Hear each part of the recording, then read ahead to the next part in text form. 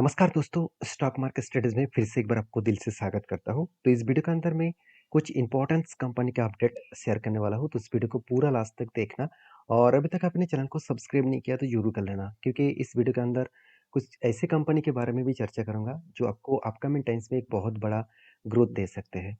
तो सबसे पहले मैं डिस्कशन करूँगा रिलायंस के बारे में क्योंकि रिलायंस इंडस्ट्रीज़ इंडिया की सबसे बड़ी कंपनी है। और साथ ही साथ रिलायंस के ऊपर जो फिलहाल की हालत है, वो अगर देखा जाए, तो कंपनी के खुद की P ratio industries P ratio से थोड़ा-सा ज़्यादा है और ये ज़्यादा हमेशा रहेगा। आप कहेंगे सर ऐसा क्यों? क्योंकि देखिए इसका जो पेयर ग्रुप है, वो सारे के सारे सरकारी कंपनी है। सिर्फ अकेला रिलायंस प्राइवेट कंपनी है। तो सारे सरकारी कंपनी का तो पी रेशियो हमेशा 5, 7, 10 इसी के अंदर होते हैं। तो इसलिए सारे पी रेशियो को अगर एवरेज किया जाए, तो रिलायंस का पी रेशियो तो ज़्यादा दिखेगा क्योंकि रिलायंस तो सिर्फ पेट्रोकेमिकल्स के ऊपर काम नहीं करते हैं, उसका रिटेल का भी बिज़नेस है, उसका टेलीकॉम का भी बिज़नेस है और भी बहुत सारे बिज़नेसेस हैं।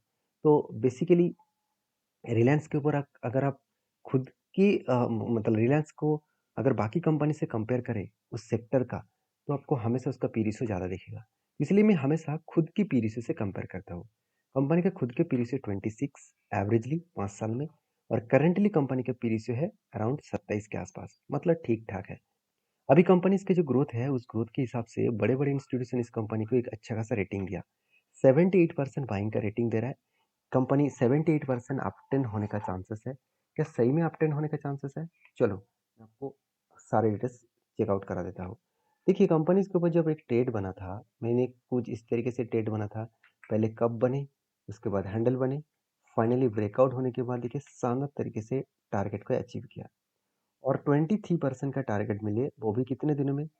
191% के हिसाब से।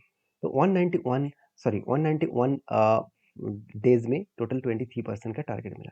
तो बेस्ट तरीके से यहाँ पे टारगेट मिला। उसी तरीके से अगर मैं देखूँ तो कंपनी नीचे भी आ रहा है। तो नीचे क्यों आ रहा है? क्योंकि मार्केट में सेलिंग प्रेशर है, पहली बात। दूसरी बात ग्लोबली मार्केट में जिस तरीके से इज़राइल और ईरान के साथ युद्ध स्टार्ट हुआ है, उसकी एक सीधा-सीधा इम्पैक्ट इंडियन मार्केट के ऊपर पड़ रहा है। तो उसके कारण भी गिर रहा है। तो कुछ वीकनेस पॉइंट कुछ पॉजिटिव पॉइंट्स मिलाकर कंपनी का हालत आज इस तरीके से है।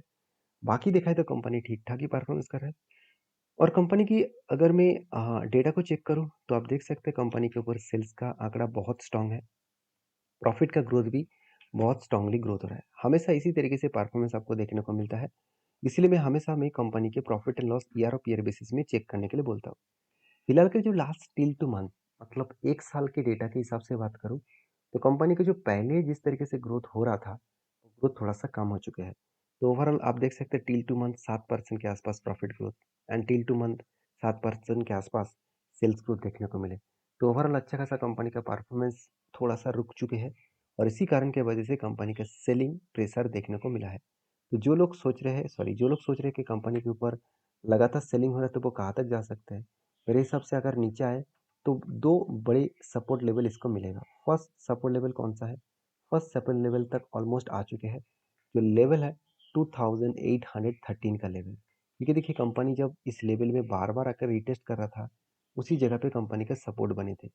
अभी अगर इस सपोर्ट लेवल को ब्रेक डाउन करते हैं तो नेक्स्ट जो सपोर्ट लेवल मिलेगा 2588 का। ये कंपनी के लिए एक स्ट्रांगली सपोर्ट ज़ोन होगा। क्योंकि इसी लेवल को ब्रेक करने के बाद ही फर्स्ट बार टच टच किया, सेकंड बार टच किया, थर्ड टाइम टच करने के बाद ब्रेकआउट करके ऊपर गया। मतलब ये लेवल कंपनी के लिए बहुत एक स्ट्रांगली सपोर्ट लेवल होगा। तो आपके क्या व्यू होगा इस कंपनी के ऊपर ज़रूर कमेंट्स करना। फिलहाल के लिए मेरा कोई ट्रेड नहीं है। जब कोई ट्रेड बनेगा तो मैं आपके साथ ज़रूर शेयर करूँगा और सारे पॉइंट्स मैं एजुकेशन पर्पस में शेयर करता हूँ। मेरे ट्रेड देखकर ब्लाइंडली बाय सेल मत कर लेना। आपके भी ओपिनियन होना चाहिए, किस तरीके से आप चीज़ों को समझकर काम कर रहे हैं। तो नेक्स्ट जो कंपनी है उसके बारे में बात करें उसका नाम है इन्फोसिस लिमिटेड। तो इन्फोसिस के ऊपर बड़ी बात यही है कि इन्फोसिस के ऊपर जो वैल्यूएशन है वो 29% है और इंडस्ट्रीज पी रेशियो 33% है। तो क्या कंपनी सही में अपटेन जा सकते हैं? बड़े-बड़े एनालिसिस ने इस कंपनी के ऊपर रेटिंग दिया 48%। मतलब बाइंग का रेटिंग उतना ज़्यादा नहीं है। होल्ड एंड सेलिंग का रेटिंग 31% होल्डिंग एंड सेलिंग का 21%। मतलब कंपनी के ऊपर ज़्यादा बाइंग ट्रेंड क्यों नहीं है? जहाँ पे कंपनी का सेल्स तो ठीक है, प्रॉफिट का भी ग्रोथ ठीक है। जहाँ पे प्रॉफिट एंड सेल्स ठीक-ठाक काम कर रहा है, उस जगह पे कंपनी का बाइंग रेटिंग ज़्यादा क्यों नहीं है? देखिए, मैं पूरा का पूरा अगर सेक्टर को देखूँ, मैं एक बार यहाँ पे सेक्टर आपके साथ शेयर कर लेता हूँ। अगर मैं कंपनी के आईटी मतलब निफ्टी आईटी अगर मैं सर्च करूँ, तो निफ्टी आईटी के अगर मैं पी रेशियो के बारे में बात करूँ तो कितना है? 34। तो कंपनी की निफ्टी आईटी का जो पी रेशियो है, उसको अगर मैं चार्ट के हिसाब से देखूँ, तो आप खुद ही देख सकते हैं। कंपनी के लास्ट 5 ईयर्स में कंपनी का जो पी रेशियो है, वो देखा जाए तो कंपनी की एवरेज पी रेशियो 27 और कंपनी चल कहाँ पर है? 35 के आसपास। मतलब कंपनी की जो पी रेशियो है, मेरे हिसाब से थोड़ा-सा हाई लेवल में मतलब अप 10 लेवल में है, तो थोड़ा-सा प्रेशर तो होगा। क्योंकि जब हायर लेवल तक वो टच करने के लिए कोशिश करते हैं, तो हमेशा उस लेवल में कंपनी के ऊपर प्रेशराइज़ बनता है। अगर इसको मैं 10 साल तक देखूँ, तो देखिए कंपनी के कोविड के बाद तो वो अलग परफॉर्मेंस हुआ, उसको हमेशा किसी के पास कंपेयर नहीं करना है। तो उससे पहले कोविड के पहले कहाँ से उसका एवरेज पी रेशियो हमेशा देखने को मिलता था, 22% के आसपास और आज कहाँ पे 35% के आसपास। मतलब पूरा का पूरा सेक्टर में जो वैल्यूएशन है, वो थोड़ा-सा हाई हो चुके हैं। शायद इसीलिए बड़े-बड़े इंस्टीट्यूशन ने इस कंपनी के ऊपर बाइंग का रेटिंग उतना ज़्यादा नहीं दिया। फिर भी मुझे यहाँ पे एक ट्रेड मिला, जो ट्रेड मुझे लगता है अपकमिंग टाइम्स में अच्छा खासा ग्रोथ कर सकते हैं, क्योंकि जो कप बने, उसके बाद सॉरी हेड बने, उसके बाद माफ़ी चाहता हूँ, यहाँ पे शोल्डर बने, उसके बाद बड़ा-सा हेड बने, उसके बाद एक छोटा-सा शोल्डर बने। इसको कहा जाता है शोल्डर कम हेड कम शोल्डर और बेसिकली ब्रेकआउट होने के बाद कंपनी यहाँ से धीरे-धीरे करके अप 10 जाने का वो कोशिश करता है। अगर यहाँ से अप 10 गए तो कहाँ तक जा सकते हैं? इस पीक लेवल तक जा सकते हैं, जो लेवल निकल कर है करीबन-करीबन 2630 लेवल के आसपास। एक बड़ा टारगेट लेकर मैं चल रहा हूँ। इस टारगेट पाने में थोड़ा-सा टाइम लग सकता है, फिर भी देखा जाएगा क्या होने वाला है, क्योंकि मेरा जो एनालिसिस है, वो एनालिसिस के बेसिस में मैं कंटिन्यू करना चाहता हूँ। तो नेक्स्ट जो कंपनी है उसका नाम है एचडीएफसी बैंक। तो बेसिकली एचडीएफसी बैंक का हालत अभी भी पी रेशियो बहुत सस्ता है, क्योंकि मैं वैल्यूएशन का हमेशा चेक करता हूँ। अगर लास्ट 5 ईयर्स का पी रेशियो देखूँ, तो कंपनी का जो एवरेज पी रेशियो निकल कर है 20 और कंपनी का पी रेशियो 18 के आसपास है। और आप खुद ही देख लीजिए कोविड के टाइम में जो पी रेशियो था, उससे भी नीचे चल रहा है, उसी के आसपास चल रहा है। तो सोचिए यहाँ से एक धमाका होने का चांसेस है। तो आप कहेंगे सर 10 ईयर्स में एक बार दिखा दीजिए। तो 10 ईयर्स में देखिए, मैं चलो मैक्सिमम दिखा देता हूँ। तो मैक्सिमम में देखिए, जो लोएस्ट जो इसका पी रेशियो था, वो कब था? 2009 में। जब मतलब देखा जाए तो लेमन ब्रदर्स का क्राइसिस आ गया था, तो आईटी बबल्स क्रैश हुआ था। उस टाइम में देखा जाए तो 18 तक इसका पी रेशियो आया था और उसी जगह पे आज पी रेशियो चल रहा है। तो सोचिए, वहाँ से एक धमाका करने का तो चांसेस है, क्योंकि इसका जो high peak level P ratio है, वो अगर बता दूँ तो 35 के आसपास है। तो 18 से 35 तक जर्नी करेगा, तो सोचिए एचडीएफसी बैंक किस लेवल तक जा सकता है। जो लोग मुझे इतने दिनों से कमेंट्स कर रहा है कि सर एचडीएफसी बैंक भाग ही नहीं रहा है, कंपनी एक ही जगह पे ट्रेड कर रहा है। चलो एक बार मैं चार्ट को ओपन कर लेता हूँ। एचडीएफसी बैंक, मैं इंडिया के चार्ट पैटर्न ओपन कर लेता हूँ, वो तो यूएस का चार्ट ओपन हो गया।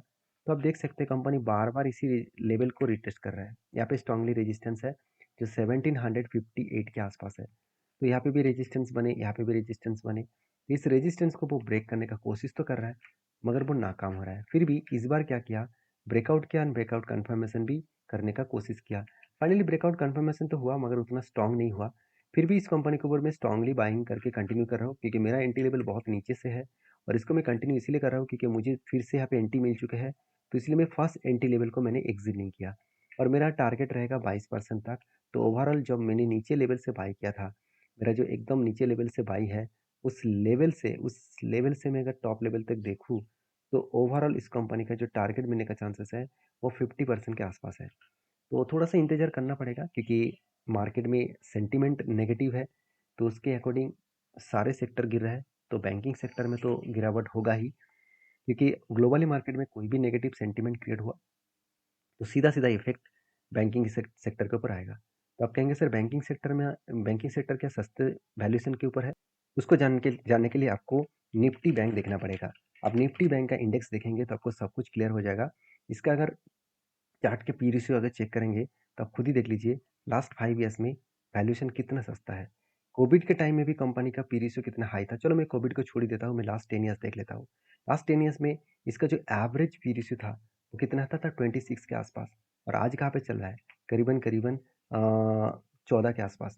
तो सोचिए प्रीवियस 2000 न मतलब 2016 में इसका लो पी रेशियो था 15 के आसपास। तो सोचिए वही लेवल में है, मतलब यहाँ से एक बूस्ट होने का चांसेस है।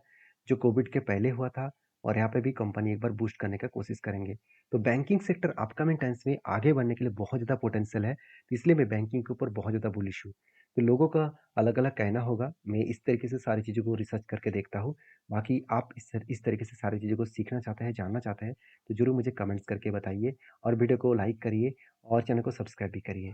नेक्स्ट जो कंपनी है उसके बारे में बात करूँ, उसका नाम है doctor Reddy's laboratories limited. Doctor Reddy laboratories limited, उसका जो फेस वैल्यू ₹5 है, इस ₹5 की कंपनी स्प्लिट करने वाले हैं, मतलब हर एक के बदले कंपनी 5 शेयर देने वाला है। मतलब जब अगर स्प्लिट अनाउंसमेंट हो जाए, तो कंपनी की जो शेयर प्राइस है, वो 5 टाइम्स कम हो जाएगा। 5 टाइम्स कम का मतलब क्या है? मान के चलिए अभी करंट प्राइस है 6,700, तो कंपनी अराउंड ₹1300 के आसपास आ जाएगा। तो एक सस्ते प्राइस में कंपनी को देखने को मिलेगा और ये था कुछ अपडेट्स। वीडियो अच्छा लगे तो प्लीज़ लाइक कर लेना, चैनल को सब्सक्राइब भी कर देना। Thank you.